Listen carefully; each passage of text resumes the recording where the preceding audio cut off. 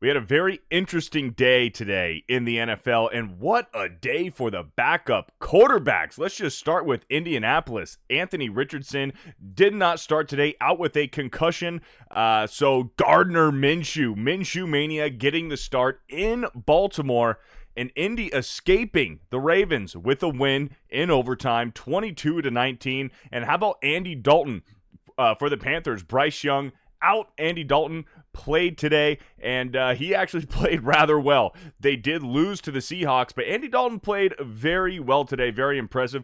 Derek Carr goes down with an injury. Jameis Winston steps in. Very close game against Green Bay. Green Bay does come back at the very end to steal that win. How about the Miami Dolphins? Holy smokes, putting up a 70-burger on the Denver Broncos. Mike White coming in late in the game after they pulled Tua because why have him in there?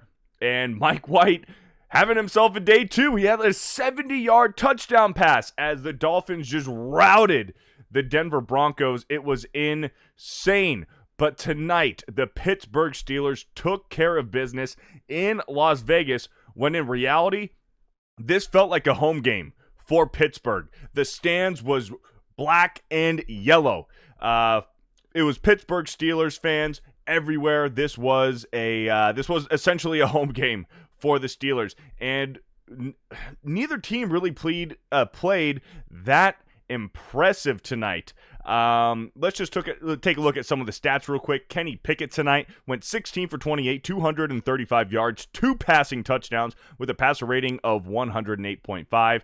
Jimmy G went 28 for 44, 324 passing yards, 2 passing TDs, 3 interceptions, and we will get to those interceptions here in a little bit, with a 72.5 passer rating.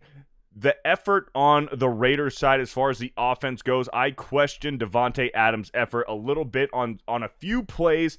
He didn't go up for the ball like he should have, almost like he was scared, like he was afraid to get hit in the ribs. I don't know what it was. Davante Adams, he had 20 targets, 13 receptions, 172 yards, and I'm not saying he played terrible. Davante Adams clearly was the best, most productive receiver for the Raiders, but there was a few key plays in key positions where the Raiders needed to get that first down, and the ball would go to Davante Adams' way, and he just couldn't come down with it. And the Raiders' offensive line, they couldn't really protect Jimmy G. There was a point in the game where Jimmy G was getting banged up. I questioned whether he was going to be able to play the whole game. He did wind up staying in the game and playing the entire time. But really, the Steelers just outplayed him. The Steelers outplayed him. 2 of those picks that Jimmy G threw went to Levi Wallace and then Patrick Peterson. The Raiders did make a comeback in the fourth quarter. It looked like there was about 5 minutes left. The Raiders scored a touchdown. They got the ball back. It was a good stop by the